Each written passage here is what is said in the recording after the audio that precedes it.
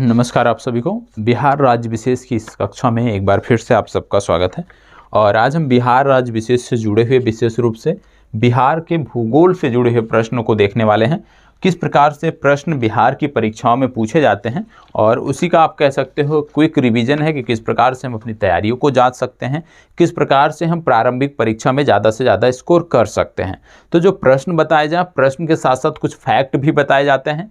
ज़्यादातर फैक्ट हो सकता है आपको पता हो, लेकिन यदि कुछ नहीं भी पता होते हैं तो उसको साथ साथ नोट करते हुए आप आगे बढ़िएगा।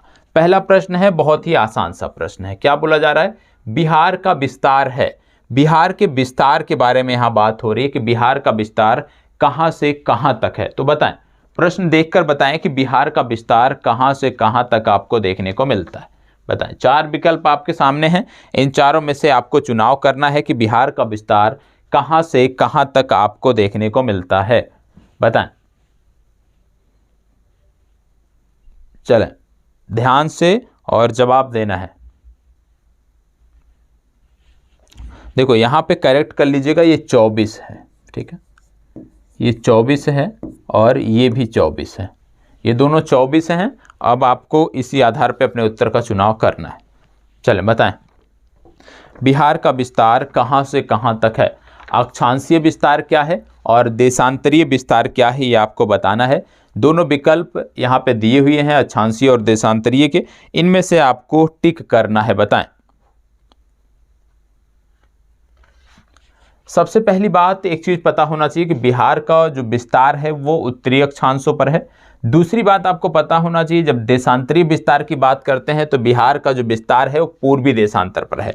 तो जब भी आप अपने उत्तर को देखते हो, सबसे पहले उत्तरी अक्षांश आपको चेक करना है और आपको पूर्वी देशांतर चेक करना है। जब सभी विकल्पों में उत्तरी अक्षांश और पूर्वी देशांतर हैं दिए हुए, उसके बाद आपको आगे बढ़ना है। और आपको बता दें, बिहार का जो अक्षांशीय विस्तार है वो 24 डिग्री 20 मिनट 10 सेकंड से लेकर 27:31:15 तक है।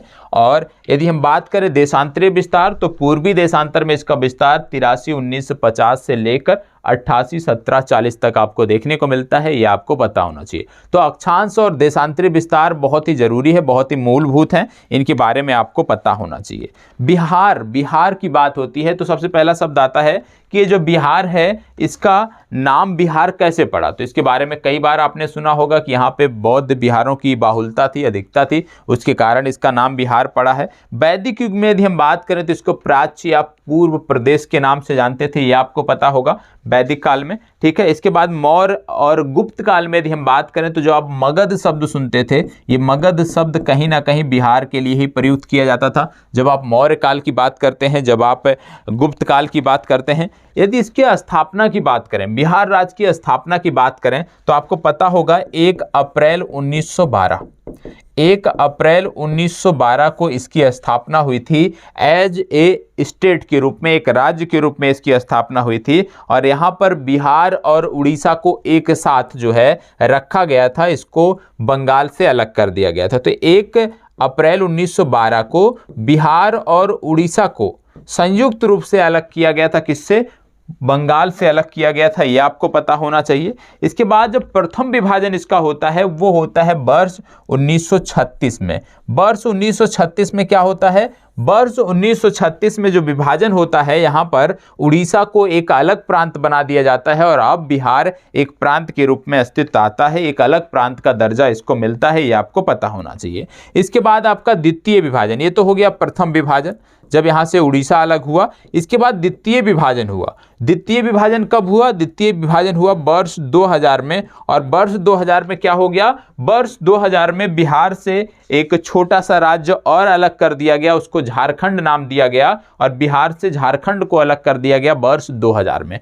तो सबसे पहली यदि हम बात करें बिहार की स्थापना की, यदि हम बात करें तो 1 अप्रैल 1912 को बंगाल से अलग करके बिहार और उड़ीसा के लिए एक अलग प्रेसिडेंसी की स्थापना की गई थी और यहीं से एक अलग राज्य के रूप में अस्तित्व में आया था। लेकिन इसका प्रथम विभाजन वर्ष 1936 में हुआ, जब उड़ीसा को इससे अलग कर दिया गया और उड़ीसा को एक नए प्रांत का दर्जा दिया गया। आगे चलकर वर्ष 2000 में झारखंड इससे अलग करके एक अन्य राज्य झारखंड बनाया गया, यह भी आपको पता होना चाहिए। तो इसका जो क्रम है, किस प्रकार से बिहार का नामकरण हुआ, किस प्रकार से बिहार अंग्रेजों के समय काल में बंगाल से अलग करके एक राज्य बनाया गया उड़ीसा के साथ, फिर बाद में कैसे बिहार से उड़ीसा को अलग किया गया, और फिर आप कह सकते हो कि आज से लगभग 20 से 22 वर्ष पूर्व किस प्रकार से झारखंड को बिहार से अलग करके एक अन्य राज्य के रूप में अस्तित्व में उसको लाया गया, ये आपको पता होना चाहिए। कई बार पूछा जाता है कि बिहार जो राज्य है इसकी आकृति कैसी है,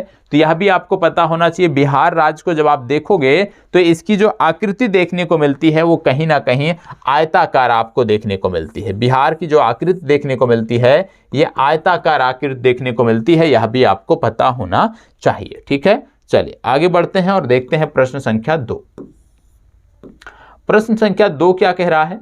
प्रश्न संख्या 2 कह रहा है राज्यों एवं केंद्र शासित प्रदेश में क्षेत्रफल की दृष्टि से बिहार का देश में कौन सा स्थान है? बिहार का देश में कौन सा स्थान है, बताएं। राज्यों एवं केंद्र शासित प्रदेशों में क्षेत्रफल की दृष्टि से बिहार का देश में स्थान कौन सा है, बताएं। बिहार का देश में स्थान कौन सा है? बिहार का देश में स्थान कौन सा है? किसकी दृष्टि से? केंद्र शासित प्रदेशों और राज्यों दोनों में क्षेत्रफल की दृष्टि से इसका स्थान क्या है, यह आपको बताना है। 7वां, 9वां, 10वां, 13वां, चलें बताएं। ध्यान से पढ़ना है और जवाब देना है।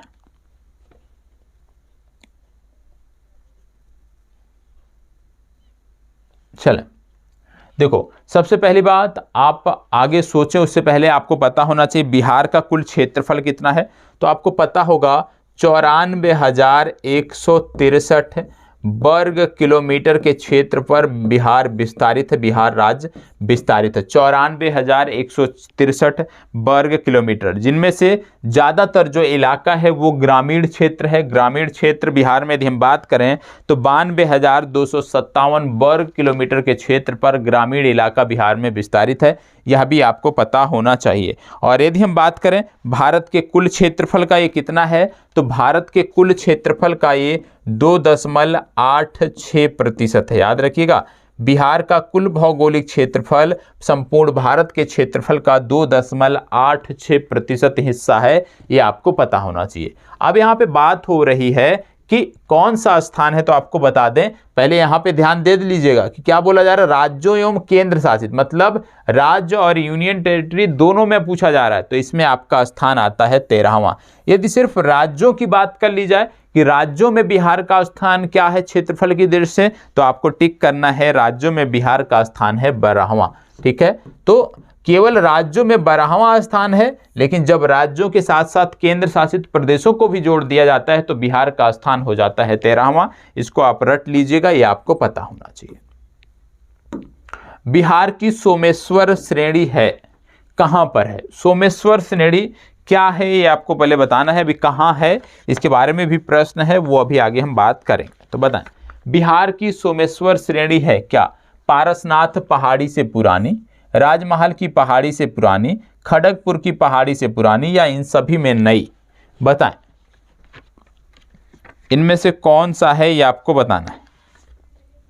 बिहार की जो सोमेश्वर श्रेणी है ये किसकी तुलना में आप कह सकते हो सही सटीक बैठ रहा है इन उत्तरों में से? तो बिहार की सोमेश्वर श्रेणी की जब बात करें तो सबसे पहली बात, सोमेश्वर श्रेणी का जो विस्तार है वो त्रिवेणी नगर से लेकर भिखनाथोरी दर्रा तक देखने को मिलता है। और त्रिवेणी नगर से लेकर भिखनाथोरी दर्रा का जो ये क्षेत्र है ये सिर्फ और सिर्फ बिहार के एक ही जिले से संबंधित है। और बिहार का ये जो जिला है आप कह सकते हो सबसे उत्तरी जिला है, सबसे उत्तरी छोर पर आपको देखने को मिलता है। तो कहने का मतलब है बिहार की जो सोमेश्वर श्रेणी है इन सब में सबसे नई है, डी विकल्प आपका सही उत्तर है। ठीक है, चलिए आगे बढ़ते हैं। बिहार का वह जिला जिसकी सीमा नेपाल और उत्तर प्रदेश दोनों को स्पर्श करती है, बताएं। अच्छा प्रश्न है, सबको पता होना चाहिए। बिहार का वह जिला जिसका सीमा नेपाल और उत्तर प्रदेश दोनों को स्पर्श करता है, तो बताएं बिहार का वह जिला कौन सा है जिसकी सीमा उत्तर प्रदेश और नेपाल दोनों को स्पर्श करती है। सबसे पहली बात, अब यहाँ पे आपको पता होना चाहिए उत्तर प्रदेश और नेपाल दोनों की बात हो रही है, इसका मतलब क्या है? इसका मतलब बिहार के जो उत्तरी क्षेत्र में जिले हैं वो आपको पता होना चाहिए। अब यहाँ पे सीतामढ़ी है, पूर्वी चंपारण है, पश्चिमी चंपारण है, गोपालगंज है। अब आपको इसमें से सबसे पहले इनकी अवस्थिति आपको अवश्य पता होना चाहिए। यदि अवस्थिति पता है तो आप चीज़ों को आसानी से कर सकते हो, नहीं पता है तो आपको रटना पड़ेगा। अब आपके ऊपर है आप कौन सा करते हो। मेरे हिसाब से आपको अवस्थिति प्रत्येक जिले के बारे में पता होना चाहिए। जब बात होती है नेपाल और यूपी की, ठीक है, कि बिहार का कौन सा जिला है जो नेपाल और उत्तर प्रदेश से सीमा साझा करता है। बिहार का एक ही जिला है ऐसा, और इसको बोलते हैं पश्चिमी चंपारण। क्या बोलते हैं? पश्चिमी चंपारण। बिहार का एकमात्र जिला है पश्चिमी चंपारण जो नेपाल और उत्तर प्रदेश दोनों से सीमा साझा करता है। मतलब बी विकल्प इस प्रश्न के लिए सही उत्तर है। लेकिन इस तरह से कई और प्रश्न भी बन सकते हैं, वह भी आपको पता होना चाहिए। जैसे आपसे पूछ लिया जाए कि बिहार का वह कौन सा जिला है जो झारखंड और यूपी से सीमा साझा करता है। बिहार का वो कौन सा जिला है जो झारखंड और यूपी से सीमा साझा करता है। आपसे पूछा जा सकता है बिहार का वह कौन सा जिला है जो झारखंड और पश्चिम बंगाल से सीमा साझा करता है। झारखंड और पश्चिम बंगाल से सीमा साझा करता है। आपसे पूछा जा सकता है कि बिहार का वह कौन सा जिला है जो नेपाल और पश्चिम बंगाल से सीमा साझा करता है। बिहार का वो कौन सा जिला है जो नेपाल और पश्चिम बंगाल से सीमा साझा करता है। तो इन जिलों के बारे में आपको पता होना चाहिए, ये आपके रटे हुए होने चाहिए, इनमें आपको सोचने की समझने की जरूरत नहीं होनी चाहिए। ठीक है, जैसे नेपाल और यूपी से सीमा साझा करने वाला जिला आपका हो गया पश्चिमी चंपारण। इसी तरह से झारखंड यूपी की जब बात आती है तो आपको याद रखना है रोहतास जिला आपको देखने को मिलता है, रोहतास जिला। जब आप बात करते हो नेपाल और पश्चिम बंगाल, ये जिला तो आपको रटा होना चाहिए। क्यों रटा होना चाहिए? क्योंकि जब बात करते हो बिहार का सबसे पूर्वी जिला तो आता है किशनगंज, तो इसका सही उत्तर हो गया किशनगंज। ठीक है, नेपाल और पश्चिम बंगाल की आप कह सकते हो दोनों से बॉर्डर साझा करता है किशनगंज। जब आप बात करते हो झारखंड पश्चिम बंगाल की, तो यहाँ पे झारखंड पश्चिम बंगाल में आपको याद रखना है कटिहार। कटिहार जिला है जो झारखंड पश्चिम बंगाल से सीमा साझा करता है। ये आपको रटे होने चाहिए। ठीक है, क्या रटा होना चाहिए कि बिहार के कुछ ऐसे जिले हैं, ये 4 जिले तो आपको याद ही होने चाहिए। ये 4 जिले क्यों याद रखने हैं? क्योंकि ये जो 4 जिले हैं ये कहीं ना कहीं या तो 2 राज्यों से सीमा साझा करते हैं या एक राज्य और एक प्रदेश से सीमा साझा करते हैं। जिनमें नेपाल पश्चिम बंगाल की यदि हम बात करें तो किशनगंज से सीमा साझा करता है। झारखंड और यूपी से लगने वाला जिला है रोहतास। झारखंड और पश्चिम बंगाल से जिला लगने वाला है कटिहार। नेपाल और यूपी से लगने वाला है पश्चिमी चंपारण। ये एकमात्र जिले हैं जो सीमा साझा करते हैं, मतलब एक से ज़्यादा जिले नहीं है कहीं भी।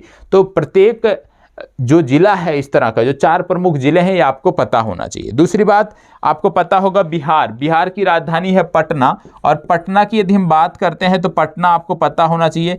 9 जिले ऐसे हैं जिनसे पटना घिरा हुआ है, मतलब पटना जो है ये 9 जिलों से घिरा हुआ है बिहार के, यह भी आपको पता होना चाहिए। अब बिहार के जिलों की बात हो रही है तो कुछ चीजें और भी आपको पता होना चाहिए। जैसे झारखंड है,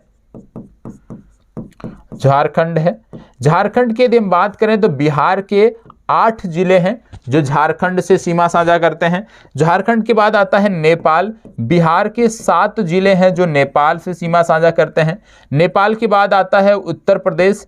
बिहार के यदि हम बात करें तो बिहार के 8 जिले हैं जो उत्तर प्रदेश से सीमा साझा करते हैं।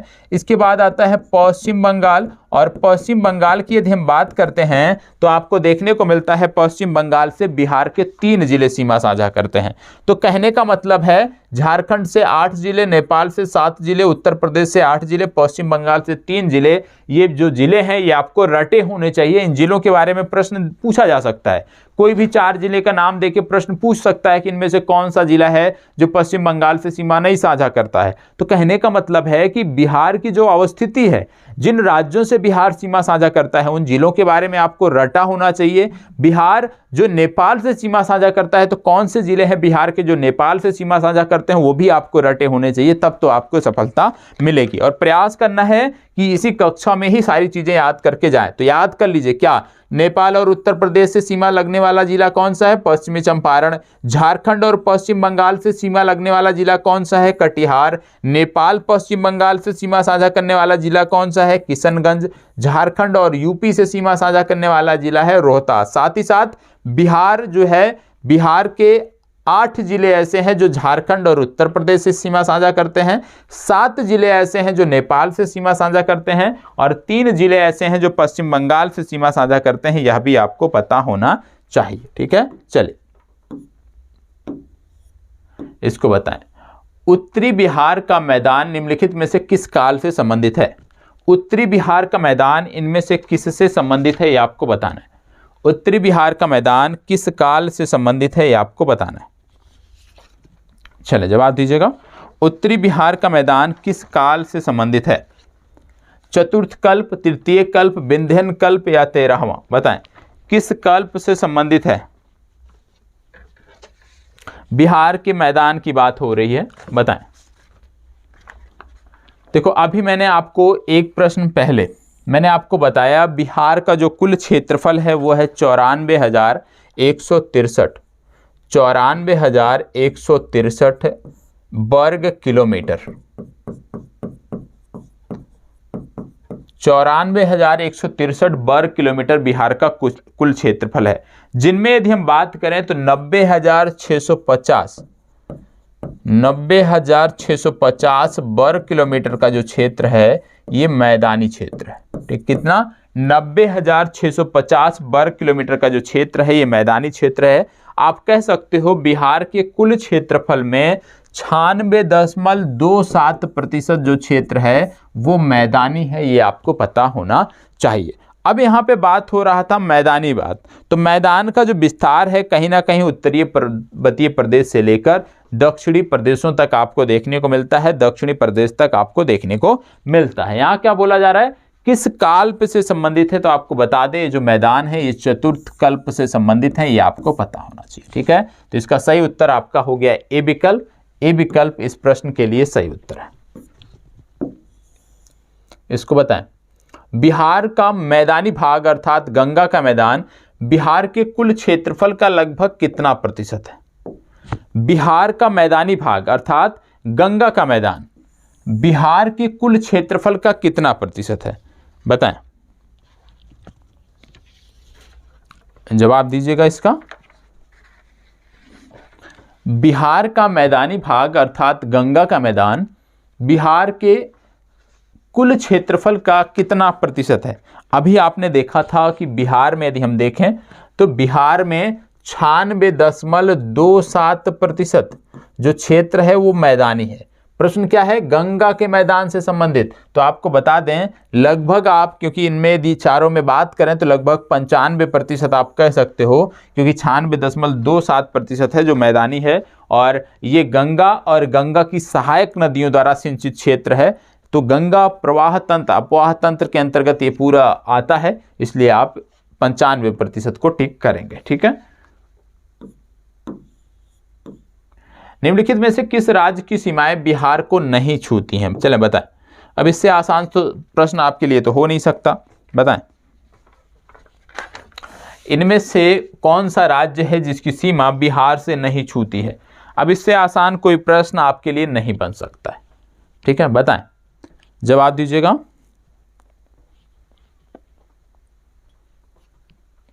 चलें इसका जवाब दीजिए। निम्नलिखित में से किस राज्य की सीमाएं बिहार को नहीं छूती हैं?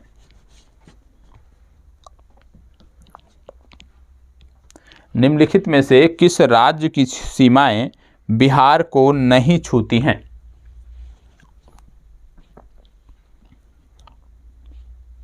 चलिए बताएं, निम्नलिखित में से किस राज्य की सीमाएं बिहार को नहीं छूती हैं?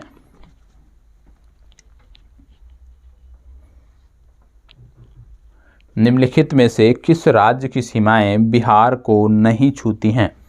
देखो यहाँ पे क्या बोला जा रहा है, निम्नलिखित में से किस राज्य की सीमाएं बिहार को नहीं छूती हैं? तो इसका सही जवाब है छत्तीसगढ़, क्योंकि पश्चिम बंगाल की सीमा छूती है। 3 जिले हैं पश्चिम बंगाल के जो बिहार से सीमा साझा करते हैं। उत्तर प्रदेश के 8 जिले हैं जो बिहार से सीमा साझा करते हैं। झारखंड की यदि हम बात करें तो झारखंड के संदर्भ में आपने देखा कि 8 जिले हैं जो सीमा साझा करते हैं। तो झारखंड और उत्तर प्रदेश के 8 जिले इनसे सीमा साझा करते हैं। साथ ही साथ आपने देखा कि नेपाल भी इनसे सीमा साझा करता है, और नेपाल से 7 जिले हैं जो सीमा साझा करते हैं। तो कहने का मतलब इसका सही जवाब है छत्तीसगढ़। तो जब भी आप इसको पढ़ें तो कितने जिले सीमा साझा करते हैं और वो जिले कौन कौन से हैं उनको भी याद करने का प्रयास करें। इसको बताएं। बिहार का क्षेत्रफल संपूर्ण भारत का कितना प्रतिशत है? बिहार का क्षेत्रफल संपूर्ण भारत के क्षेत्रफल का कितना प्रतिशत है? बिहार का क्षेत्रफल संपूर्ण भारत के क्षेत्रफल का कितना प्रतिशत है? अभी मैंने आपको बताया था कि बिहार का जो क्षेत्रफल है वो संपूर्ण भारत के क्षेत्रफल के 2.86% है। सबसे पहले मैंने इसकी चर्चा की थी कि 2.86% है, तो कहने का मतलब क्या है कि बी विकल्प आपका सही उत्तर है, 2.86%। ठीक है, चलिए देखते हैं अगला प्रश्न।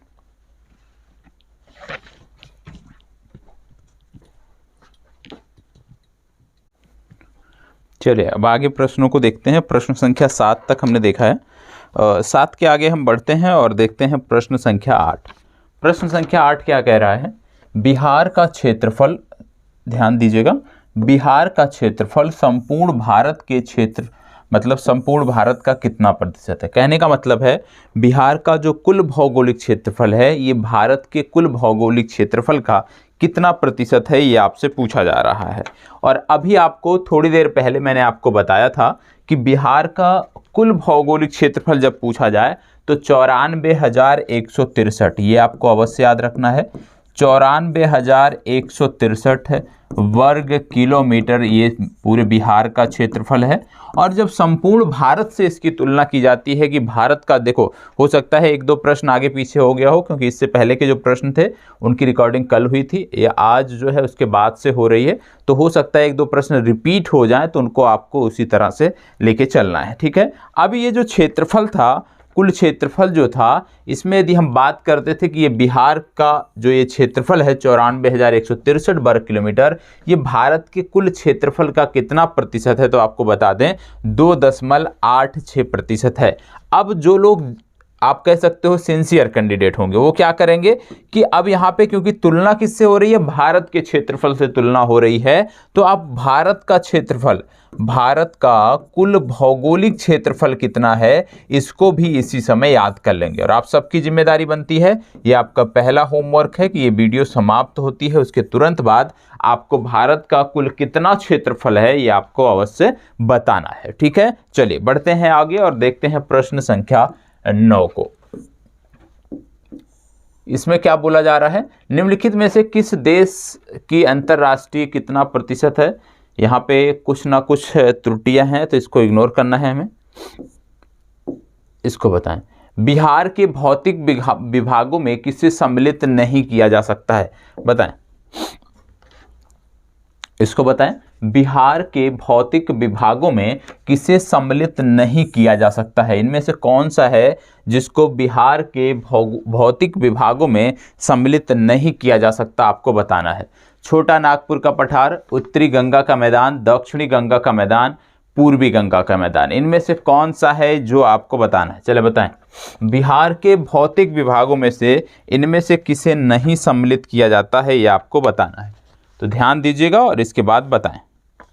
प्रश्न ध्यान से पढ़ना है, प्रश्न ध्यान से पढ़ने के बाद आपको बात करना है। और इसमें भी यदि हम बात करें तो थोड़ा सा त्रुटिपूर्ण है। क्यों त्रुटिपूर्ण? इसलिए है क्योंकि यहाँ पे यदि हम देखें तो ई विकल्प दिया नहीं हुआ है। ई विकल्प के ना दिए होने के कारण ये थोड़ा सा त्रुटिपूर्ण है, इसको अभी हम इग्नोर करते हैं। ठीक है, माफ़ करिएगा, 1 से 2 प्रश्न टाइपिंग मिस्टेक की वजह से दिक्कत हो जाते हैं। चलिए इसको देखें। बिहार का तराई प्रदेश विस्तृत है कहाँ पर? बिहार का तराई प्रदेश विस्तृत है कहाँ पर? उसमें यदि हम देखें, इससे पहले वाले प्रश्न में जो था तो छोटा नागपुर आप कह सकते हो कि वो उसमें सम्मिलित नहीं है। ठीक है, लेकिन उसमें ई विकल्प भी होना चाहिए था क्योंकि बहुत सारे लोग यह भी समझते हैं कि छोटा नागपुर का जो पठार है वो बिहार के प्राकृतिक भागों के अंतर्गत आता है। पिछले प्रश्न में यदि हम देखें कर सकते थे हम उत्तर, छोटा नागपुर के पठार को हम टिक कर सकते थे, लेकिन जरूरी था कि उसमें ई विकल्प आए, इसलिए मैंने उसको हटा दिया है, तो उसको इग्नोर करना है। चलें इसको बताएं। ठीक है, पिछले प्रश्न में छोटा नागपुर का पठार उसको आप अलग कर सकते थे क्योंकि यहाँ पे छोटा नागपुर देखा, इससे याद आ गया चीज़ों को। बताएं, बिहार का तराई प्रदेश कहाँ विस्तृत है? बिहार का तराई प्रदेश कहाँ विस्तृत है? बात हो रही है तराई प्रदेश की, बात हो रही है बिहार के तराई प्रदेश के। तो तो बिहार का तराई का जो क्षेत्र है, ऐसा माना जाता है कि नेपाल के समानांतर यदि हम एक चौड़ी पट्टी में देखें तो यहाँ पे बिहार का तराई क्षेत्र आपको देखने को मिलता है। तो आप कह सकते हो भारत नेपाल सीमा के समानांतर आपको तराई क्षेत्र देखने को मिलता है। बी विकल्प आपका इस प्रश्न के लिए सही उत्तर है। अब जब आप बार बार एक चीज देख रहे हो, एक फैक्ट देख रहे हो प्रश्नों में कि कौन से ऐसे जिले हैं जो नेपाल और उत्तर प्रदेश से सीमा साझा करते हैं, कौन से ऐसे जिले हैं जो नेपाल पश्चिम बंगाल, तो इस तरह का जो प्रश्न आप देख रहे हो, कौन से जिले हैं जो झारखंड उत्तर प्रदेश की सीमा पर है, तो इस तरह का जब प्रश्न आता है तो कहीं ना कहीं हमें इन जिलों के बारे में, ये जो कुछ प्रमुख जिले हैं उनके बारे में पता होना चाहिए। जब हम पढ़ते हैं कि बिहार जो है उसकी जो सीमा है वो झारखंड से लगती है, उसकी सीमा उत्तर प्रदेश से लगती है, उसकी सीमा पश्चिम बंगाल से लगती है, तो जब हम यह पढ़ते हैं कि झारखंड हो गया, झारखंड के साथ साथ उत्तर प्रदेश हो गया, इन दोनों के साथ बिहार के 8 जिलों की सीमा लगती है, नेपाल के साथ बिहार के 7 जिलों की सीमा लगती है। तो जब भी नेपाल की बात आती है तो हमें वो 7 जिले रटे होने चाहिए। जब पश्चिम बंगाल की बात आए तो वो 3 जिले कौन से हैं वो हमें पता होना चाहिए। ठीक है, अब जैसे हमने बात किया कि बिहार का जो तराई का प्रदेश है ये भारत नेपाल सीमा के समानांतर है, कहने का मतलब है कि जो नेपाल आपको देखने को मिलता है, कहीं ना कहीं आपको देखने को मिलता है कि नेपाल से जो 7 जिले सीमा साझा करते हैं बिहार के, इन 7 के 7 बारे में हमें पता होना चाहिए। अब आप कैसे देख सकते हो, परीक्षा में ऐसे पूछा जा सकता है, 4 जिलों का नाम दे दिया गया और आपसे पूछ लिया गया कि इनमें से कौन सा नेपाल से सीमा नहीं साझा करता है या इनमें से कौन सा नेपाल से सीमा साझा करता है, तो आपको पता होगा तभी तो कर पाओगे। तो कम से कम बॉर्डर पे जो जिले हैं, जो सीमावर्ती जिले हैं, उनके बारे में आपको अवश्य जानकारी होनी चाहिए। जो सीमावर्ती बिहार के जिले हैं उनके बारे में आपको अवश्य जानकारी होनी चाहिए। यहाँ पे यदि हम बात करें तो सबसे पहले आप देखते हो, क्योंकि बात हो रही है नेपाल की, तो सबसे उत्तरी भागों की बात हो रही है, तो चंपारण देखने को मिलता है। पूर्वी चंपारण हो गया, पश्चिमी चंपारण जिला हो गया, सीतामढ़ी हो गया, मधुबनी हो गया, किशनगंज हो गया, सुपौल हो गया, अररिया हो गया। ये 7 जिले हैं, ये आपको पता होना चाहिए। कौन कौन से? किशनगंज, सुपौल, अररिया, मधुबनी, सीतामढ़ी, पूर्वी चंपारण, पश्चिमी चंपारण, ये जिले हैं जो नेपाल से सीमा साझा करते हैं। हमें रट जाना है और प्रयास करना है किसी क्लास में मैक्सिमम चीजें आप लेकर जाएं। चलिए आगे बढ़ते हैं। गंगा के मैदान की पुरानी कछारी मिट्टी कहलाती है, बताएं।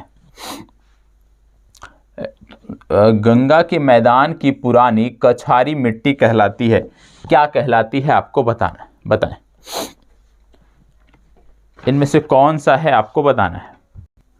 चलो अब यहां पे बताना है आपको, गंगा के मैदान की पुरानी कछारी मिट्टी क्या कहलाती है। गंगा के मैदान की पुरानी कछारी मिट्टी क्या कहलाती है आपको बताना है, बताएं। गंगा के मैदान की पुरानी कछारी मिट्टी क्या कहलाती है, चलिए जवाब दीजिएगा। गंगा के मैदान की पुरानी कछारी मिट्टी क्या कहलाती है? भाबर, भांगर, खादर या खोंडोलाइट।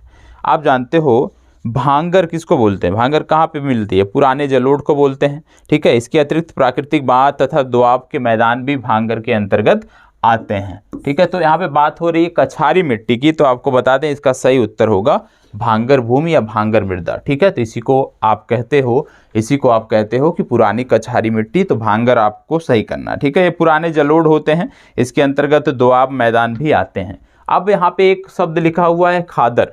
खादर की जब हम बात करते हैं, इसके बारे में भी हमें पता होना चाहिए। खादर की जब हम बात करते हैं तो इसका संबंध होता है बाढ़ प्रभावित क्षेत्रों से। मतलब खादर का मतलब होता है नवीन जलोढ़, और नवीन जलोढ़ आपको कहाँ पर मिलेगा? नवीन जलोढ़ आपको उन क्षेत्रों में मिलेगा जहाँ पर प्रतिवर्ष एक बार बाढ़ अवश्य आती है। जहाँ पर प्रतिवर्ष एक बार बाढ़ अवश्य आती है वहाँ पर आपको देखने को मिलता है खादर। तो इसका विकल्प सी जो है, यदि आपसे पूछ लिया जाए नवीनतम जलोढ़ कौन सा है तो आप खादर को टिक करते हैं। यहाँ पे क्या बोला गया? पुरानी कछारी मिट्टी क्या कहलाती है? तो इसको हम भांगर बोलते हैं, ये आपको पता होना चाहिए। ठीक है, चलो इसको बताएं। नीचे दिए गए राज्यों के क्षेत्रफल की दृष्टि से बिहार किसके समीप है? मतलब इनमें से कुछ राज्यों के क्षेत्रफल दिए हुए हैं, तो आकार तो क्योंकि हम तैयारी कर रहे हैं राज्य विशेष की, तो हमें कम से कम हर राज्य के बारे में एक रफली मैप तो हमें पता होता है। ठीक है, तो यहाँ पे क्या बोला गया? नीचे दिए गए राज्यों के में क्षेत्रफल की दृष्टि से बिहार किसके समीप है? इनमें से कौन सा राज्य है जिसके समीप आपको क्षेत्रफल की दृष्टि से बिहार दिखाई देता है? तमिलनाडु, अरुणाचल प्रदेश, पश्चिम बंगाल या झारखंड? इनमें से कौन सा है जिसके आप कह सकते हो कि उसके समान दिखाई देता है, उसके समान क्षेत्रफल आपको देखने को मिलता है? बताएं। सबसे पहली बात, आपने देखा कि बिहार का क्षेत्रफल जो है वो आयताकार है, ठीक है, और आयताकार है। वहीं दूसरी तरफ जब पश्चिम बंगाल की बात आप करते हो तो पश्चिम बंगाल का जो कुछ आप कह सकते हो जिसको चिकन नेक कॉरिडोर बोलते हैं, उसके पश्चिम का जो भाग है वो आपको देखने को मिलता है थोड़ा थोड़ा आप कह सकते हो वर्गाकार आप कह सकते हो। तो कहीं ना कहीं जो बिहार का क्षेत्रफल है, क्योंकि पश्चिम बंगाल जब आप देखते हो जो वर्गाकार भाग है वो तो है ही, साथ ही साथ चिकन नेक, सिलीगुड़ी का जो एरिया है उन सबको मिलाकर यदि हम देखें तो इसका जो क्षेत्रफल है, इसको रट जाना है, इसका जो क्षेत्रफल है ये आप कह सकते हो बिहार के समीप बैठता है। तो सी विकल्प इसका सही उत्तर होगा। झारखंड तो हो नहीं सकता क्योंकि छोटा सा राज्य बिहार से अलग होकर बनाया गया है। रही बात अरुणाचल प्रदेश की, तो अरुणाचल प्रदेश की जब बात करते हैं तो कहीं ना कहीं अरुणाचल प्रदेश का जो क्षेत्रफल है वो बिहार से ज़्यादा देखने को मिलता है। तमिलनाडु के संदर्भ में भी वही चीज़ें हैं। तो झारखंड, तमिलनाडु और अरुणाचल प्रदेश हो नहीं सकता, पश्चिम बंगाल इसका सही उत्तर है। इसको बताएं।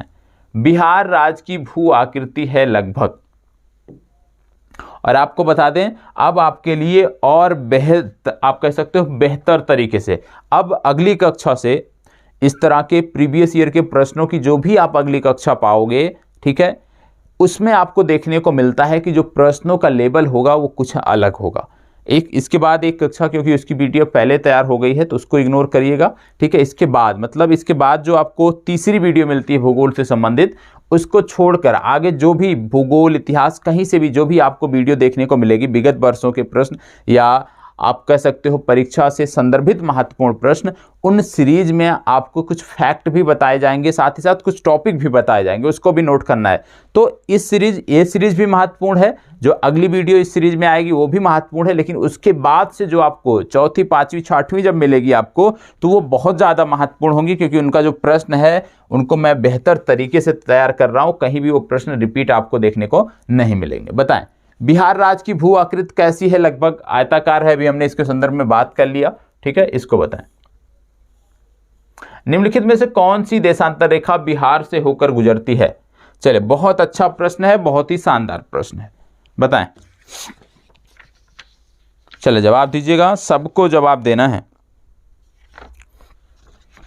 क्या बोला गया है? इनमें से कौन सी देशांतर रेखा बिहार के समीप से होकर गुजरती है? चले बताएं, जवाब दीजिएगा। बहुत अच्छा प्रश्न है, बहुत ही शानदार प्रश्न है, सबको जवाब देना है, क्योंकि सब तैयारी कर रहे हो, सबका तैयार है, तो सबको इसके बारे में बताना है। चले बताएं।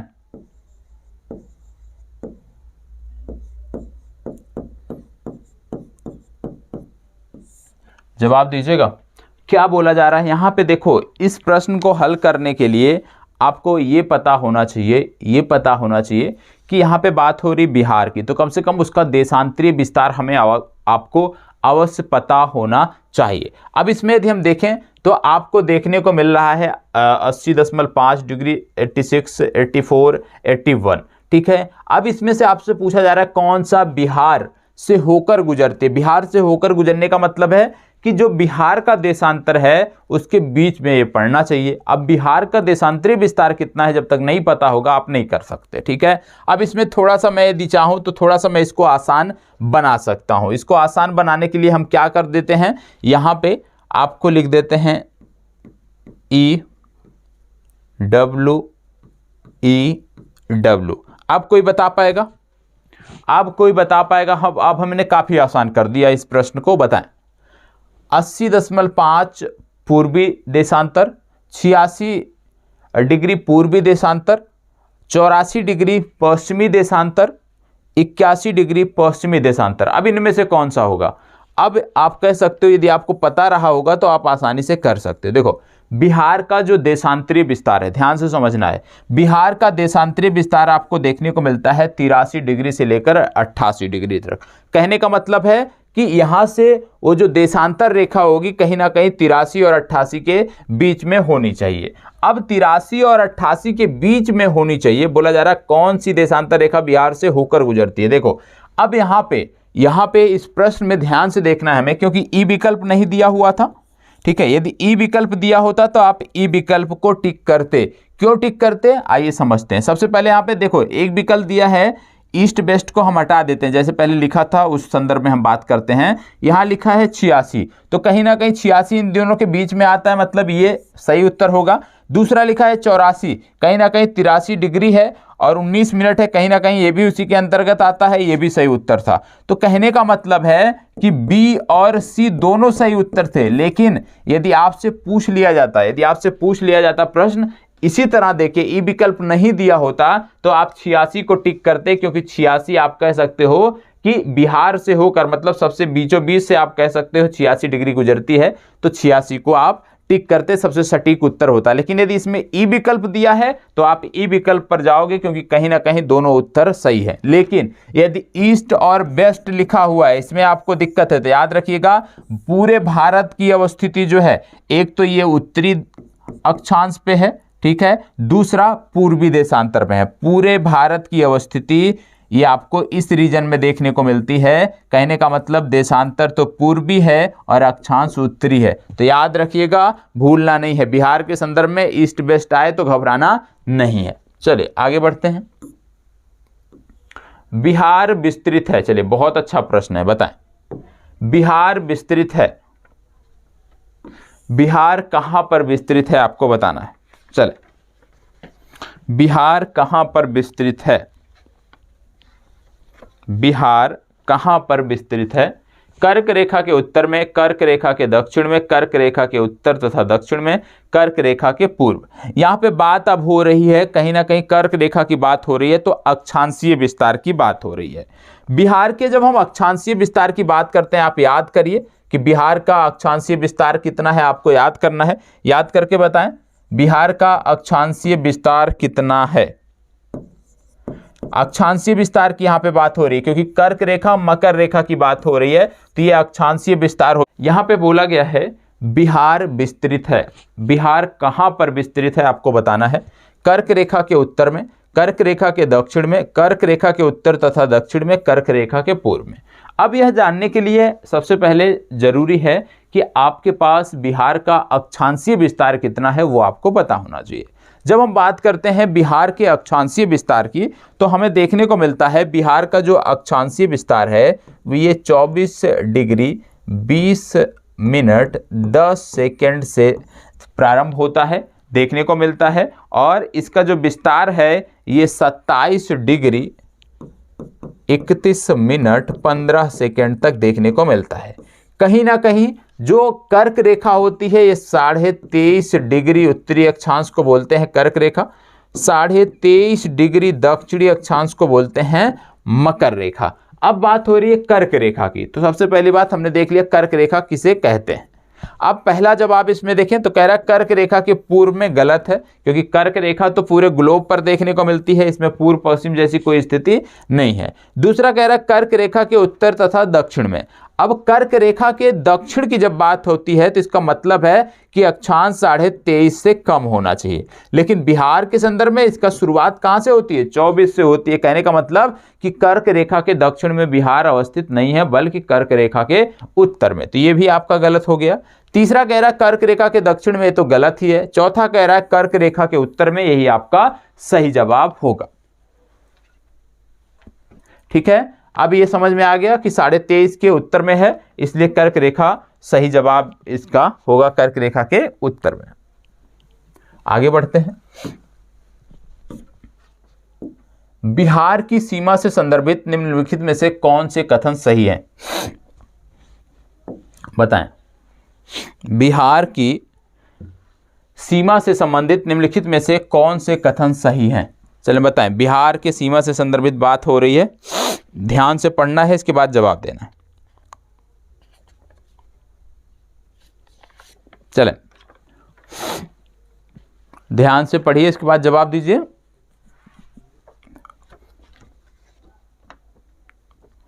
चलिए, अच्छा प्रश्न है, जवाब दीजिए। कह रहा है बिहार राज्य की सीमा को स्पर्श करने वाली भारत के राज्यों की, ये भारत लिखा है, इसको भारत है, भारत के राज्यों की संख्या 3 है। क्या कह रहा है कि बिहार राज्य की सीमा को स्पर्श करने वाली भारत के राज्यों की संख्या 3 है।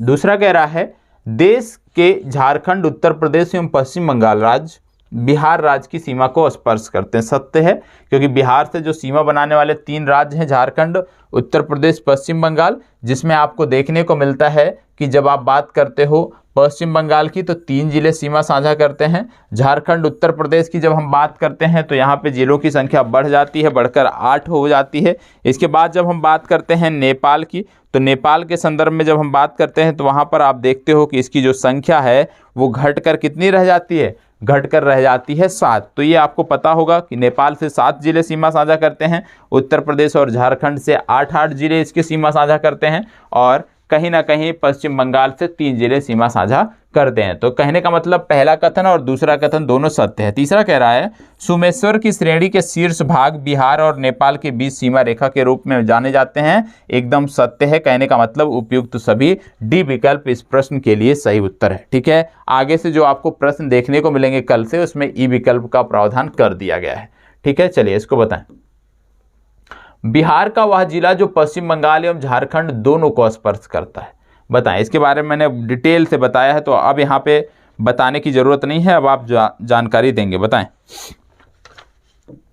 चलें, बिहार का वह जिला कौन सा है जो पश्चिम बंगाल और झारखंड दोनों को स्पर्श करता है, बताएं। पश्चिम बंगाल और झारखंड दोनों को स्पर्श करता है, वो जिला कौन सा है? चलें, देखो आपको मैंने कुछ ज़िले बताए थे जो इस तरह के हैं जिनके बारे में आपको पता होना चाहिए, जिनमें रोहतास आता है, पश्चिमी चंपारण आता है। कौन कौन से ज़िले आते हैं? रोहतास हो गया, पश्चिमी चंपारण हो गया, ठीक है, कटिहार हो गया। ये कुछ ज़िले हैं जो आपको पता होने। कटिहार के बाद जो बिहार का सबसे पूर्वी जिला है उसको भी इसी में नोट कर लीजिए, किशनगंज। ये कुछ ज़िले हैं जो आपको पता होना चाहिए हमेशा। क्यों पता होना चाहिए? जैसे रोहतास की बात करें तो रोहतास बिहार का एकमात्र ऐसा जिला है जो झारखंड और यूपी दोनों से सीमा साझा करता है। इसी तरह से पश्चिमी चंपारण एकमात्र ऐसा जिला है जो उत्तर प्रदेश और नेपाल दोनों से सीमा साझा करता है। इसी तरह से कटिहार एकमात्र बिहार का जिला है जो झारखंड और पश्चिम बंगाल दोनों से सीमा साझा करता है।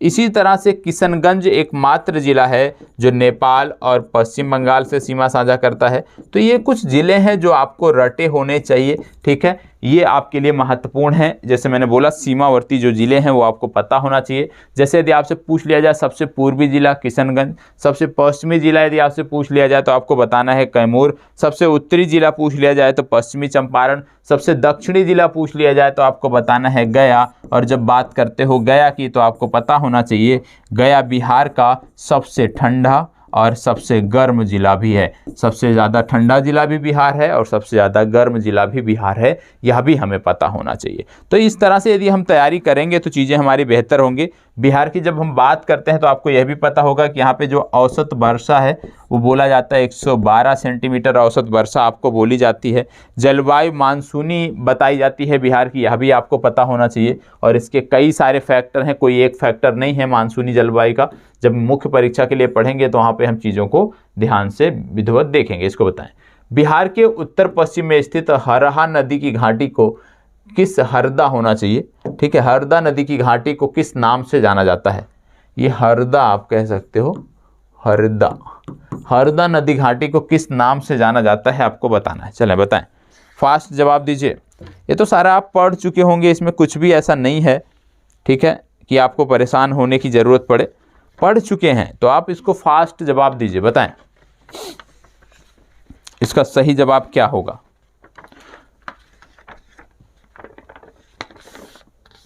चलें बताएं। देखो यहाँ पे बात हो रही है हरदा घाटी की, ठीक है। तो हरहा या हरदा, कहीं कहीं हरहा लिखा है, कहीं कहीं हरदा घाटी लिखा है, जो भी आप समझते हैं। तो जब इसकी बात होती है तो इसका जो विस्तार देखने को मिलता है, ये दून तथा हरहा घाटी का विस्तार एक ही क्षेत्र में देखने को मिलता है, और इसके लिए आपको जाना पड़ेगा सोमेश्वर श्रेणी के पास। सोमेश्वर श्रेणी के दक्षिण में आपको इसका विस्तार देखने को मिलता है। तो कहीं ना कहीं हरहा घाटी को जो है ये दून घाटी भी बोलते हैं। सी विकल्प आपका इस प्रश्न के लिए सही उत्तर है। आपको पता होगा बिहार का जो मैदान है उसको दो भागों में बांटा जाता है, उत्तरी गंगा का मैदान और दक्षिणी गंगा का मैदान, जिसमें से उत्तरी गंगा के मैदान की यदि हम बात करें तो उत्तरी गंगा का जो मैदान है वो दक्षिणी गंगा के मैदान से अपेक्षाकृत बड़ा है। गंगा के जो कुल मैदान है यदि हम उसकी बात करें तो वहाँ पे जो उत्तरी गंगा का मैदान है इसका क्षेत्रफल है 62.86%। ये भी आपको पता होना चाहिए। और जब हम उत्तरी गंगा की बात करते हैं तो आपको यह भी पता होना चाहिए कि गंडक हो गई, कोसी हो गई, बागमती हो गई, घाघरा हो गई। गंडक, कोसी, बागमती और घाघरा ये प्रमुख नदियां हैं जिन्होंने इस मैदान को सिंचित कर उपजाऊ बनाया है, कृषि योग्य बनाया है। यह भी आपको पता होना चाहिए। तो इसका सही उत्तर है दून घाटी। ठीक है, यह आपको सोमेश्वर श्रेणी के दक्षिण में देखने को मिलता है। इसको बताएं, बिहार के उत्तरी मैदानी भाग में पश्चिम से पूर्व की ओर बढ़ने पर कौन सा क्रम देखने को मिलता है? जब आप पश्चिम से पूर्व की तरफ बढ़ोगे तो इनमें से कौन सा क्रम आपको देखने को मिलता है, यह आपसे पूछा जा रहा है। बताएं, इनमें से कौन सा क्रम आपको देखने को मिलता है जब आप पश्चिम से पूर्व बढ़ते हो? गंडक घाघरा गंडक दोआब, गंडक कोसी दोआब, कोसी महानंदा दोआब। देखो, इसके लिए सबसे आसान तरीका क्या है? इसका जवाब आपको देना है। इस प्रश्न का जवाब आपको देना है। विधि क्या होगी वो मैं बता देता हूँ। जैसे आपने पढ़ा होगा कि गंगा नदी बहती है तो गंगा में बहुत सारी ट्रिब्यूटरी आकर मिलती हैं, बहुत सारी सहायक नदियाँ आकर मिलती हैं। तो जो गंगा में आकर सहायक नदियाँ मिलती हैं इनका क्रम क्या है? इनका क्रम क्या है मिलने का? किस दिशा में? पश्चिम से पूर्व। पश्चिम से पूर्व इनका क्रम क्या है? और जब आपको ये क्रम पता होगा तो इन द्वाब को आप आसानी से बता सकते हो। यदि आपको पता होगा सबसे पश्चिम में यदि हम बात करें तो कौन सी नदी गंगा में मिलती है, उसके बाद कौन सी, ये क्रम यदि आपको पता होगा तो ये द्वाब आप आसानी से टिक कर सकते हो। और यहाँ पे यदि मैं बात करूँ तो आपको बता दूँ कि यहाँ पे घाघरा, गंडक, बूढ़ी गंडक, कोसी और बागमती ये नदियाँ देखने को मिलती हैं। तो घाघरा, गंडक, कोसी इससे जुड़ा हुआ आता है। मतलब आप कह सकते हो कि 1 और 2 और 3 ये विकल्प सही उत्तर है। जानने का सबसे अच्छा तरीका है ये रट लीजिएगा, पूछा जा सकता है, आगे भी पूछा जा सकता है। इन नदियों के बारे में पता होना चाहिए, कौन सी नदियां कब आके मिलती हैं, उनका क्रम क्या है, उत्तर से दक्षिण में जरूर पता होना चाहिए। इतनी जानकारी है तो आप इसका जवाब कर लोगे, ये विकल्प सही उत्तर है।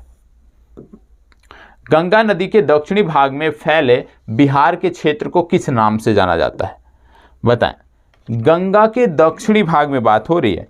गंगा के दक्षिणी भाग में फैले बिहार के क्षेत्र को किस नाम से जाना जाता है? गंगा के दक्षिणी भाग में आप जानते हो गंगा के जब हम दक्षिणी मैदान की बात करते हैं, जैसे मैंने बोला कि गंगा का जो मैदान है दो भागों में बांटा जाता है, उत्तरी मैदान और दक्षिणी मैदान, जिसमें से उत्तरी मैदान का जो क्षेत्रफल है लगभग 62 क्षेत्रफल पर उत्तरी मैदान विस्तारित है, यह भी आपने देखा। और जो दक्षिणी मैदान है वो 62 पहला हो गया, तो दूसरा आप घटा दीजिए जो आ जाए, मतलब 38 आप कह सकते हो, 37 या 38 आप कह सकते हो। इतने वर्ग किलोमीटर के मतलब इतने कुल क्षेत्रफल में 38% भाग पर दक्षिणी गंगा का मैदान विस्तारित है। दक्षिणी गंगा के मैदान को 3 भागों में बांटा जाता है। अध्ययन की सुविधा के लिए दक्षिणी गंगा के मैदान को 3 भागों में बांटा जाता है, जिनमें आता है पहला सोन गंगा द्वाब।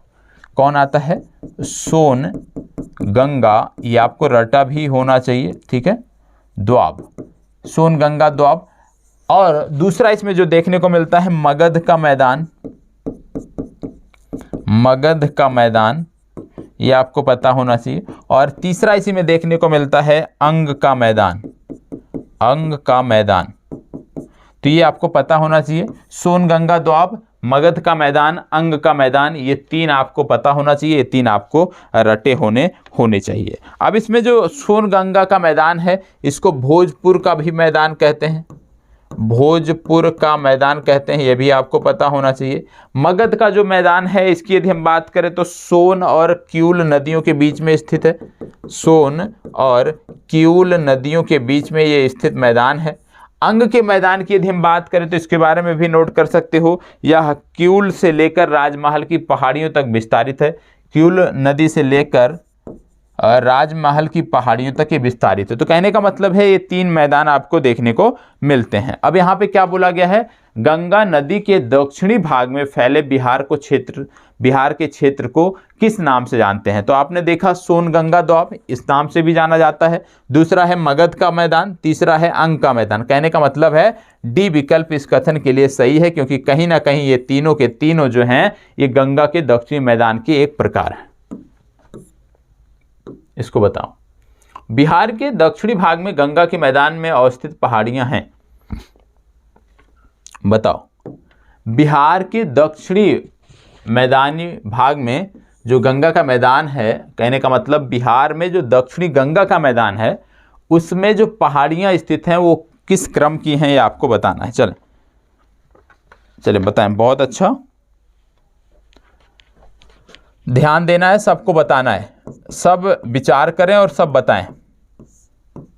अब पहाड़ियों के बारे में यदि आपको पता होगा तभी आप बता सकते हो, ठीक है। इसके लिए जरूरी है कि आपने बहुत अच्छे से अध्ययन किया है तभी आप बता सकते हो। जैसे धारवाड़ क्रम भी देखने को मिलता है बिहार में, विंध्यन क्रम भी देखने को मिलता है, ठीक है। तो ये सारे के सारे आपको पता होना चाहिए तभी आप बता पाते हो, ठीक है। चलें, तब तक बताएं, तब तक मैं यहाँ पे नोट कर रहा हूँ, तब तक बताएं सही जवाब क्या होगा।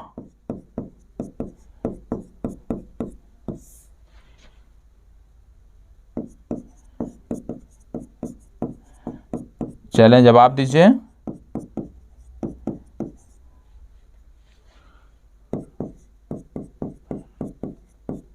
चलें, जवाब दीजिए।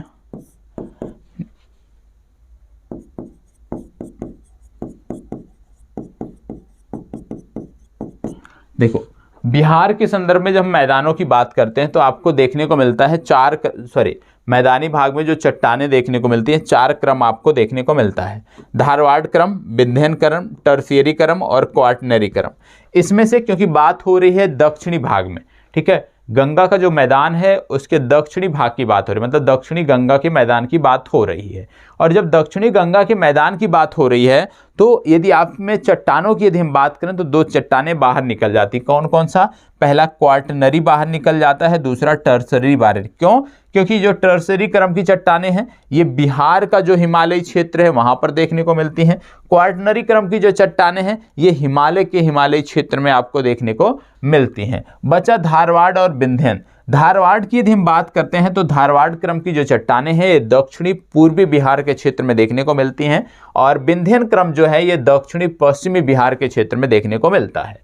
धारवाड़ क्रम जो दक्षिण पूर्वी भाग में देखने को मिलता है, इसमें यदि हम बात करें तो मुंगेर हो गया, जमुई हो गया, नेवादा हो गया, ये 3 क्षेत्र हैं जहां पर ये क्रम आपको धारवाड़ क्रम देखने को मिलता है।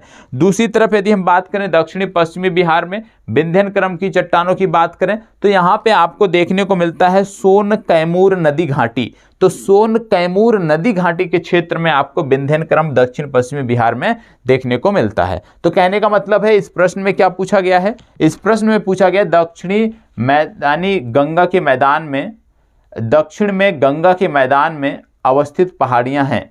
तो बिहार में दक्षिण में गंगा के मैदान में जो अवस्थित पहाड़ियां हैं उनकी यदि हम बात करें तो यह है धारवाड़ कालीन क्वार्टजाइट। ए विकल्प आपका सही उत्तर होगा, ठीक है। ए विकल्प आपका सही उत्तर होगा, क्योंकि दक्षिण की बात हो रही है तो धारवाड़ होगा या तो विंध्यन होगा, ठीक है। लेकिन जिस क्षेत्र में ये बात कर रहे हैं वहां पे धारवाड़ क्रम होगा, ये आपको पता होना चाहिए। सोमेश्वर की पहाड़ी निम्न में से किस जिले में अवस्थित है? सोमेश्वर की पहाड़ी निम्न में से किस जिले में अवस्थित है आपको बताना है। चले बताएं। सोमेश्वर की पहाड़ी निम्न में से किस जिले में स्थित है? फास्ट जवाब दीजिए। सोमेश्वर की पहाड़ी निम्न में से किस जिले में स्थित है ये आपको बताना। सोमेश्वर की पहाड़ी निम्न में से किस जिले में स्थित है ये आपको बताना है। देखो, सोमेश्वर श्रेणी की बात हो रही है और सोमेश्वर श्रेणी के बारे में कई बार प्रश्न बना है और आगे भी बन सकता है। देखो, सबसे पहले आपने सुना होगा त्रिवेणी नगर, शायद आपने सुना होगा। तो पश्चिमी चंपारण का जो क्षेत्र है, पश्चिमी चंपारण में आप इसका विस्तार देखने को मिलता होगा। ठीक है, कल मैंने करंट अफेयर्स में भी चर्चा किया था कि कहां से कहां तक विस्तार देखने को मिलता है सोमेश्वर श्रेणी का। तो आप में से सभी को बताना है कि सोमेश्वर श्रेणी का जो विस्तार है, क्योंकि ये तो स्पष्ट हो गया पश्चिमी चंपारण में है, लेकिन किन दो स्थानों के बीच आपको देखने को मिलता है ये भी आपको कमेंट बॉक्स में बताना है। त्रिवेणी नगर मैंने कल आपको बताया था, यदि याद हो तो त्रिवेणी नगर आप बता सकते हो कि त्रिवेणी नगर से, ठीक है, त्रिवेणी नगर से एक स्थान मैंने बताया था भिकना थोरी दर्रा, यदि आपको याद हो भिकना थोरी दर्रा। तो सोमेश्वर श्रेणी जो देखने को मिलती है ये त्रिवेणी नगर से भिकना खोरी दर्रा जो है ये इन दोनों स्थानों के बीच में देखने को मिलती है। और चाहे आप बात करो त्रिवेणी नगर की, चाहे आप बात करो भिकना थोरी दर्रे की, दोनों के दोनों पश्चिमी चंपारण में स्थित हैं, इसलिए पश्चिमी चंपारण आपका सही उत्तर होगा। ठीक है, और इसकी जो कुल लंबाई है बहुत ज़्यादा नहीं है, लगभग 74 किलोमीटर आप कह सकते हो लंबी ये श्रेणी है, ये आपको पता होना चाहिए। तो किस जिले में स्थित है? पश्चिमी चंपारण आपका सही उत्तर हो गया। समुद्र तल से बिहार की औसत ऊंचाई कितने मीटर है? चलो बताएं, समुद्र तल से बिहार की औसत ऊंचाई कितने मीटर है ये आपको बताना है। मीटर में पूछा गया है। देखो सबसे पहले आपको पता होना चाहिए, जब भी इस तरह का प्रश्न बनता है तो ध्यान में देना है कि मीटर में पूछा गया है या फीट में पूछा गया है।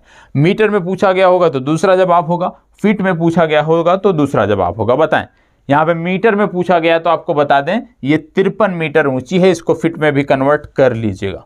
इसको बताएं, बिहार का विस्तार पूर्व से पश्चिम में अधिकतम कितना किलोमीटर है? चलिए जवाब दीजिए। बिहार का विस्तार पूर्व से पश्चिम में अधिकतम कितना किलोमीटर है ये आपको बताना है। चल, पूर्व से पश्चिम में कितना किलोमीटर है? चलिए जवाब दीजिएगा। पूर्व से पश्चिम में कितना किलोमीटर है या उत्तर से दक्षिण में कितना किलोमीटर, ये भी आपको पता होना चाहिए। तो बिहार का विस्तार पूर्व से पश्चिम की बात हो रही है।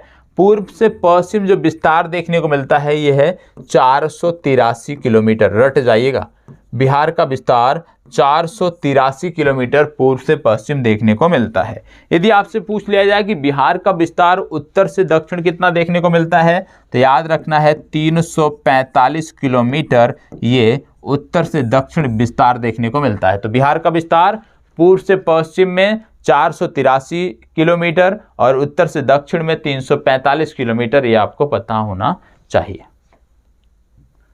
इसको बताएं, बिहार की सर्वोच्च श्रृंग की ऊंचाई कितनी है? बताएं, सर्वोच्च श्रृंग की ऊंचाई कितनी है? देखो सर्वोच्च श्रृंग की बात हो रही है तो सोमेश्वर श्रेणी आपको जाना पड़ेगा और वहां पर आप देखोगे तो 874 मीटर इसकी ऊंचाई है। सी विकल्प आपका सही उत्तर। ये देखो इस तरह के फैक्ट हैं कि आपको रटे होने चाहिए, तो 874 आप रट लीजिएगा। इसको बताएं, निम्नलिखित में से बिहार का कौन सा भू आकृतिक खंड झारखंड के साथ अपनी सीमा साझा नहीं करता है? इनमें से कौन सा खंड है जो आप कह सकते हो बिहार का वह कौन सा खंड है जो झारखंड के साथ सीमा साझा नहीं करता? बताएं। अच्छा प्रश्न है, बहुत ही अच्छा प्रश्न है। इनमें से कौन सा है जो झारखंड के साथ सीमा साझा नहीं करता? आपने अभी देखा था कुछ देर पहले कि झारखंड जो है बिहार से अलग होकर बना था वर्ष 2000 में। अब जब झारखंड बिहार से होकर बना था तो ये आपको पता होगा कि झारखंड की अवस्थिति कहाँ पे है। और अभी आपने पढ़ा था कि गंगा का जो दक्षिणी मैदान है अध्ययन की सुविधा के लिए उसको 3 भागों में बांटा गया है, जिसमें से एक आपका गंगा सोन विभाजन था, दूसरा मगध मैदान था, तीसरा अंग मैदान था। ठीक है, ये 3 विभाजन आपको पता होना चाहिए क्योंकि ये दक्षिणी गंगा के क्षेत्र में आपको देखने को मिलते हैं। यहाँ पे क्या बोल रहा है, कौन सा भू आकृतिक खंड झारखंड के साथ सीमा साझा नहीं करता? तो इसका सही उत्तर है मिथिला मैदान। डी विकल्प आपका सही उत्तर है। ठीक है, चलिए बिहार का कुल क्षेत्रफल कितना है? चलिए बताएं, इसके बारे में मैंने पूर्व में भी बताया है लेकिन आप बताएं बिहार का कुल क्षेत्रफल कितना है? यहाँ पे थोड़ा सा टाइपिंग एरर है इसलिए इसको हम इग्नोर करेंगे। इसको बताएं, बाकी आपको अभी बताया जब मैंने दूसरा या तीसरा प्रश्न आज का हल किया तो उस दौरान आपको बताया गया। दक्षिण लंबाई इसके बारे में भी हमने बात कर लिया तो इसको भी अब हटा देते हैं। 345 किलोमीटर अभी देखा था। ये बताएं क्षेत्रफल की दृष्टि से बिहार का सबसे छोटा जिला कौन सा है? क्षेत्रफल की दृष्टि से बिहार का सबसे छोटा जिला कौन सा है, ये आपको बताना है। बताएं, क्षेत्रफल की दृष्टि से बिहार का सबसे छोटा जिला कौन सा है? चलो बताएं, क्षेत्रफल की दृष्टि से बिहार का सबसे छोटा जिला कौन सा है? शिवहर, शेखपुरा, लखीसराय या अरवल? आप जानते हो कि बिहार का सबसे छोटा जो जिला है वो है शिवहर। शिवहर की जब बात करते हैं तो यहाँ पर लोकसभा की 1 सीट है और राज्यसभा की और विधानसभा की भी 1 सीट है, ये भी आपको पता होना चाहिए। ठीक है, तो लोकसभा की 1 सीट यहाँ पे है और विधानसभा क्षेत्र की भी 1 सीट आपको देखने को मिलती है। शिवहर की यदि हम बात करें तो कई बार पूछा जाता है शिवहर में प्रमुख नदी कौन सी है, तो आपको पता होगा बूढ़ी गंडक जो है ये इनकी प्रमुख नदी है, इस जिले की प्रमुख नदी है, ये आपको पता होना चाहिए। यहाँ पे यदि लिंगानुपात की बात करें वह भी आप याद रख सकते हो कि 893 लिंगानुपात यहाँ देखने को मिलता है, 893। ठीक है, चलिए आगे बढ़ते हैं। बिहार का वह जिला जिसकी सीमा नेपाल एवं पश्चिम बंगाल दोनों को स्पर्श करती है, वह जिला कौन सा है जिसकी सीमा नेपाल और पश्चिम बंगाल दोनों को स्पर्श करती है? बताएं, नेपाल और पश्चिम बंगाल, याद रखिएगा बात हो रही नेपाल उत्तर में है, पश्चिम बंगाल आप कह सकते हो पूर्व में है। कहने का मतलब उत्तर पूर्व में जिला कौन सा आपको देखने को मिलता है? कौन सा देखने को मिलता है? सबसे पूर्वी जिला कौन सा है बिहार का? तो आप बताओगे किशनगंज। तो इसका सही उत्तर हो गया किशनगंज। किशनगंज के बारे में आपको और पता होना चाहिए कुछ फैक्ट, जैसे महानंदा नदी आप कह सकते हो, महानंदा नदी के किनारे स्थित है, मतलब महानंदा नदी जो है ये इस जिले की प्रमुख नदी है, ये आपको पता होना चाहिए। दूसरा, जूट और पटसन उद्योग, जूट एवं पटसन उद्योग के लिए ये जाना जाता है, यह भी आपको पता होना चाहिए। तो किशनगंज जूट और पटसन के लिए जाना जाता है, महानंदा यहाँ की प्रमुख नदी है, यह आपको पता होना चाहिए। चलिए आगे बढ़ते हैं। जिसका शीर्ष भाग बिहार और नेपाल के बीच सीमा रेखा के रूप में जाना जाता है, कौन सा है? वह कौन सा है जिसका शीर्ष भाग बिहार और नेपाल के बीच सीमा के रूप में जाना जाता है? अभी इसकी चर्चा भी हमने किया था, फिर भी बता दीजिए कौन सा है। हालांकि इसकी चर्चा भी हुई है। देखो ये है सोमेश्वर श्रेणी, सी विकल्प इसका सही उत्तर है। ठीक है, इसको बताएं, बिहार में दियारा भूमि किसे कहा जाता है? बिहार में दियारा भूमि किसे कहा जाता है, ये आपको बताना है। बताएं, दियारा भूमि किसे कहा जाता है? ये दियारा भूमि होता क्या है?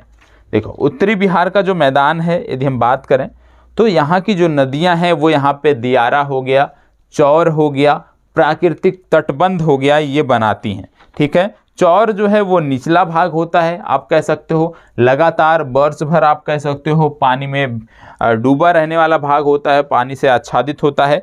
इस भाग में खास प्रकार की स्थलाकृतियाँ दियारा का भी निर्माण होता है। दियारा का मतलब क्या है यहाँ पे बताएं?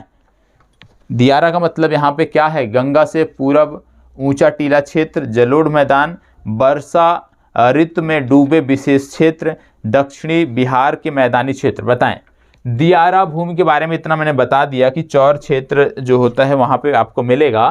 तो आपको बताना है कि इसका जवाब क्या होगा। इसका जवाब क्या होगा, ये आपका होमवर्क है, सभी को बताना है। ये आपका होमवर्क है, इसका जवाब क्या होगा आप कमेंट बॉक्स में बताओगे। नहीं पता है तो अगले दिन मैं आपको बताऊंगा। इसके बारे में बात हो गई है, इसके बारे में भी बात हो गई है, इसको बताएं। बिहार में, और तो आपको पता है बिहार का, देखो यहाँ पे क्या बोला गया, बिहार का औसत उच्चतम तापमान कहाँ पाया जाता है? आप सबको पता है कि बिहार का सबसे ज़्यादा ताप यदि हम देखें तो गया में, सबसे कम तापमान भी यदि हम देखें तो गया में पाया जाता है। तो इस बारे में हम बात नहीं करेंगे। ठीक है, हाँ इसकी बात हम कर सकते हैं कि बिहार में सर्वाधिक वर्षा प्राप्त करने वाला क्षेत्र कौन सा है? बताएं, बिहार में सर्वाधिक वर्षा प्राप्त करने वाला क्षेत्र कौन सा है? चलें फास्ट जवाब दीजिएगा। और आज के जो प्रश्न थे आप कह सकते हो इजी लेवल था। इजी लेवल इसलिए था क्योंकि आप लोगों के टेस्ट में अच्छे नंबर नहीं आ रहे हैं, तो उसका कॉन्फिडेंस थोड़ा सा बेहतर करने के लिए हमने यहाँ से शुरुआत की है। तो बताएं बिहार में सर्वाधिक वर्षा प्राप्त करने वाला क्षेत्र कौन सा है? बिहार में सबसे ज़्यादा वर्षा कहाँ होती है? पूर्णिया में, किशनगंज में, मधुबनी में, बिहार शरीफ में। देखो वर्षा का जो अनुपात है बिहार के संदर्भ में आपने देखा होगा, जैसे जैसे हम पूर्व से पश्चिम की तरफ बढ़ते जाते हैं वर्षा का जो अनुपात है कम होता जाता है। तो जो सबसे पूर्व में होगा वहाँ ज़्यादा होगा, तो इसका सही उत्तर है किशनगंज। ठीक है, चले आगे बढ़ते हैं। इसको बताएं गंगा के दक्षिणी मैदान की प्रमुख मृदा कौन सी है? गंगा के दक्षिणी मैदान की प्रमुख मृदा कौन सी है? बताएं गंगा का जो दक्षिणी मैदान है उसकी प्रमुख मृदा कौन सी है, आपको बताना है। देखो यहाँ पे है तराई मृदा। तराई मृदा आपको तराई के क्षेत्रों में देखने को मिलेगी और तराई के क्षेत्र दक्षिण में है नहीं। ठीक है, तो ये तो हो गया बाहर। दूसरी बात हो गई बल सुंदरी मृदा। बल सुंदरी मृदा की जब हम बात करते हैं तो आपको बता दें बल सुंदरी मृदा ये सहरसा, दरभंगा और मुजफ्फरपुर में आपको देखने को मिलती है। इसके बाद है लैटराइट मृदा। लैटराइट मृदा के बारे में आपको बता, इसके बारे में 3 जिले नोट कर लीजिएगा, ये आपको पता होना चाहिए। ठीक है, ये तीनों जिले कौन कौन से? सहरसा, दरभंगा और मुजफ्फरपुर, तीनों नोट कर लीजिएगा। सहरसा, दरभंगा और मुजफ्फरपुर, जहां पर बल सुंदरी मृदा पाई जाती है। लैटराइट मृदा की यदि हम बात करें इसका भी क्षेत्र याद कर लीजिएगा, कभी बदलेगा नहीं। ठीक है, लैटराइट मृदा जो है ये छोटा नागपुर के उत्तरी भागों में आपको देखने को मिलती है। छोटा नागपुर के उत्तरी भागों में आपको देखने को मिलती है। इसके बाद है कैवाल मृदा, कैवाल मिट्टी। कैवाल मिट्टी की यदि हम बात करें तो आपको देखने को मिलता है कि ये दक्षिणी भागों में आपको देखने को मिलती है। तो कहने का मतलब है यहाँ क्या बोला जा रहा है? गंगा के दक्षिणी भागों की प्रमुख मृदा कौन सी है? लैटराइट मृदा, बल सुंदरी मृदा, तराई मृदा या कैवाल मृदा, आपको बताना है। जवाब दीजिए, इसका सही उत्तर कौन सा होगा? दक्षिणी मैदान की प्रमुख मृदा कौन सी है? तो दक्षिणी मैदान की प्रमुख मृदा है कैवाल मृदा।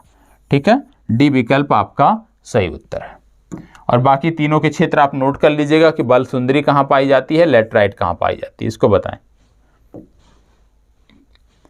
कह रहा है गंगा के दक्षिणी मैदान में कैमूर पठार से लेकर पूर्व में राजमहल की पहाड़ियों तक 812 किलोमीटर संकीर्ण पट्टी जो है ये किस मिट्टी की है, आपको बताना है। बताएं किस मिट्टी की है, ये आपको बताना है। क्या बोला जा रहा है? गंगा के दक्षिणी मैदान में कैमूर पठार से लेकर पूर्व में राजमहल की पहाड़ियों तक 8 से 15 किलोमीटर संकीर्ण क्षेत्र में यह मिट्टी का कौन सा प्रकार है, बताएं। देखो एक मृदा जो है ये गंगा के दक्षिण पश्चिम भाग में पाई जाती है। गंगा के दक्षिण पश्चिम भाग में पाई जाती है, इसको बोलते हैं वलथर मृदा। इसको भी नोट कर लीजिएगा, वलथर मृदा। और इस प्रश्न का जो सही उत्तर है ये है बलथर मृदा।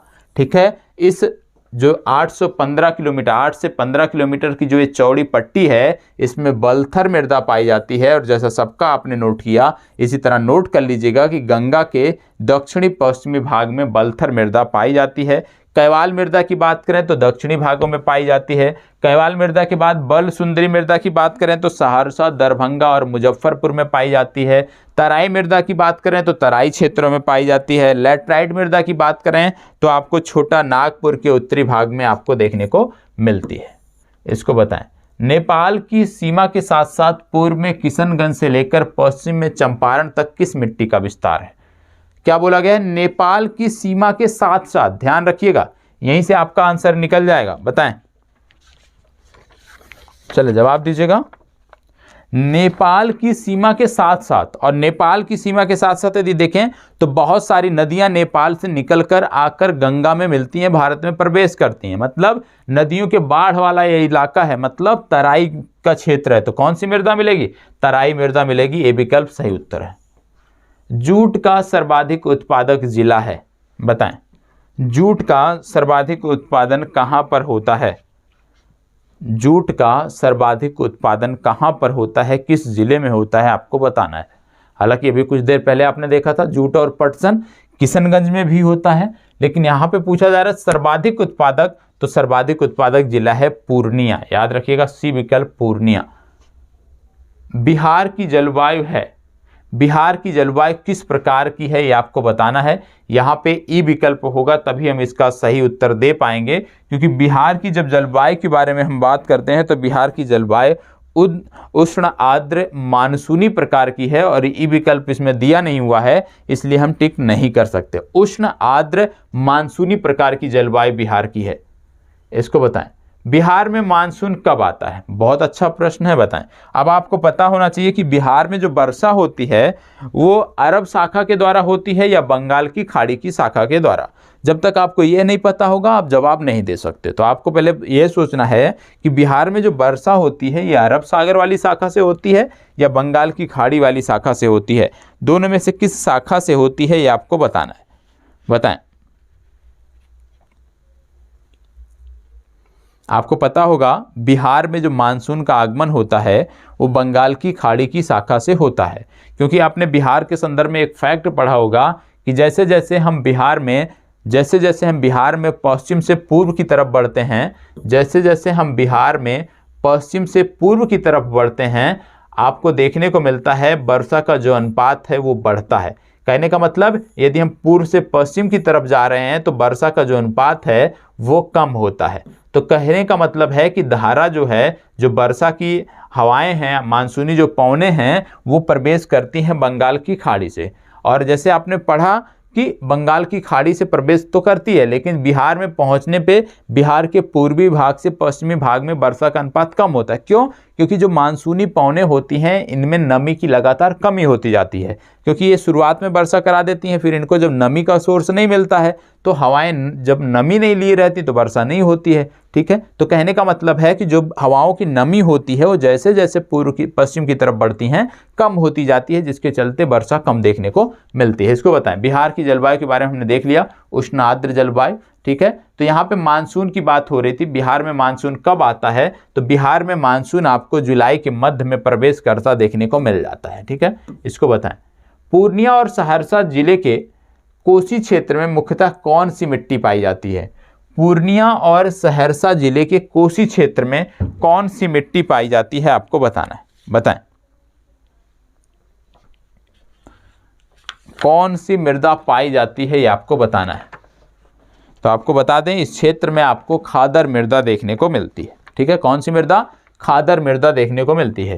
लेकिन पिछला प्रश्न जो कि हमने देखा बिहार में वर्षा से संबंधित, बिहार की जलवायु से जुड़ा हुआ प्रश्न था, तो हमें यह भी पता होना चाहिए कि बिहार में वार्षिक वर्षा कुल होती कितनी है। तो बिहार में जब वार्षिक वर्षा की बात करते हो तो आप नोट कर सकते हो 1013 मिलीमीटर वार्षिक वर्षा आपको बिहार में देखने को मिलती है। यदि आपसे पूछ लिया जाए कि बिहार में सबसे ज़्यादा जो वर्षा है किस शाखा द्वारा होती है, तो आपको बताना है सबसे ज़्यादा बिहार जो वर्षा प्राप्त करता है वो बंगाल की खाड़ी की शाखा द्वारा होता है। और आप कह सकते हो कि दक्षिणी पश्चिमी मानसून से सबसे ज़्यादा बिहार वर्षा ग्रहण करता है, और बिहार जो वर्षा प्राप्त करता है उसका लगभग आप यदि हम देखें तो 85% जो हिस्सा है वो दक्षिणी पश्चिमी मानसून के माध्यम से होता है। हालांकि लौटती हुई जो मानसून है, लौटती हुई जो पवनें हैं उसके द्वारा भी कुछ वर्षा हो जाती है शरद ऋतु में, और लगभग 15% माना जाता है कि इस तरह से होती है। इसको बताएं। नवीन जलोढ़ मिट्टी बिहार के किस जिले में पाई जाती है? नवीन जलोढ़ मिट्टी बिहार के किस जिले में पाई जाती है? देखो, अब आपको पता होना चाहिए कि इनमें से कौन सा जिला, क्योंकि नवीन जलोढ़ की बात हो रही है तो कौन सा जिला इसमें बाढ़ प्रभावित है। क्योंकि जो जिला बाढ़ प्रभावित होगा, जहां पे प्रतिवर्ष नदियों द्वारा बाढ़ लाई जाती होगी, वहीं पर आपको नवीन जलोढ़ देखने को मिलता है। तो यहाँ पे सहरसा की बात करें, पूर्णिया की बात करें, दरभंगा की बात करें, तो आपको देखने को मिलता है कि ये जो तीन के तीनों जिले हैं, तीनों के तीनों बाढ़ से प्रभावित होते हैं। कहने का मतलब है कि बिहार में जलोढ़ मृदा इन तीनों में पाई जाती है। डी विकल्प सही उत्तर है। बिहार में लेटराइट मिट्टी किस भाग में पाई जाती है? अभी मैंने आपको बताया था कि लेटराइट मिट्टी, बलसुंदरी मिट्टी, तराई मिट्टी, ठीक है, बलथर मृदा कहाँ पाई जाती है, सबके क्षेत्र भी मैंने आपको बताया और प्रयास भी किया कि आपको याद हो जाए।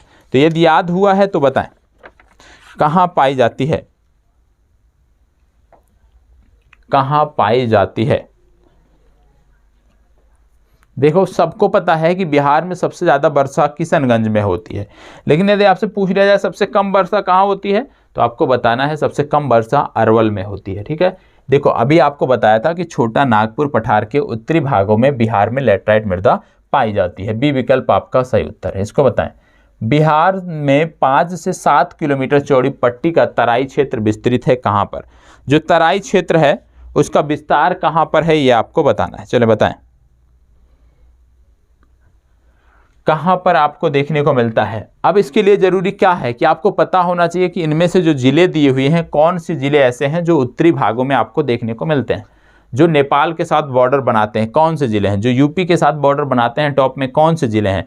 तो आपको देखने को मिलेगा पूर्वी चंपारण हो गया, ये आप कह सकते हो तराई के क्षेत्र में आता है। अररिया हो गया, किशनगंज हो गया, छपरा, ये सभी के सभी तराई के क्षेत्र में आते हैं। ए विकल्प आपका सही उत्तर है। इसको बताएं।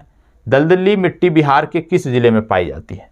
वह जिला कौन सा है बिहार का जहां पर दलदली मृदा पाई जाती है? बताएं। जहां पर भैया बाढ़ आती होगी, पानी की अधिकता होगी, बाहुलता रहती होगी, वहीं पर पाई जाएगी। तो आप बताएं किस क्षेत्र में पाई जाती है? इनमें से कौन सा सही है? इसमें यदि हम देखें तो डी विकल्प इसका सही उत्तर है, उपयुक्त सभी। ठीक है, चले तो आज के लिए इतना ही, और कल से जो आपको ये सीरीज मिलेगी, ठीक है, प्रश्न बहुत अच्छे रहेंगे और उसमें मैं कुछ सिलेक्टेड टॉपिक रखा रहूँगा, क्योंकि अब हमारा जो प्रयास है कि आपको कुछ सिलेक्टेड टॉपिक भी बताए जाएं जिनका आप अध्ययन करते चलें। तो वो जो सिलेक्टेड टॉपिक हैं उनके बारे में भी बात होगी। जो प्रश्न रहेंगे उन कुछ सिलेक्टेड टॉपिक से रहेंगे जहाँ से प्रश्न हर बार पूछे जाते हैं। तो वो मैंने होमवर्क किया है, तो वहाँ से देखकर, वहाँ से करके चीज़ें थोड़ा सा और आप कह सकते हो कि और एक लेवल बेहतर करने का प्रयास किया जा रहा है। तो इसी तरह से सहयोग करते रहें, बाकी सारी चीज़ें आपकी अच्छी देखने को मिलेगी। धन्यवाद, बहुत बहुत आभार।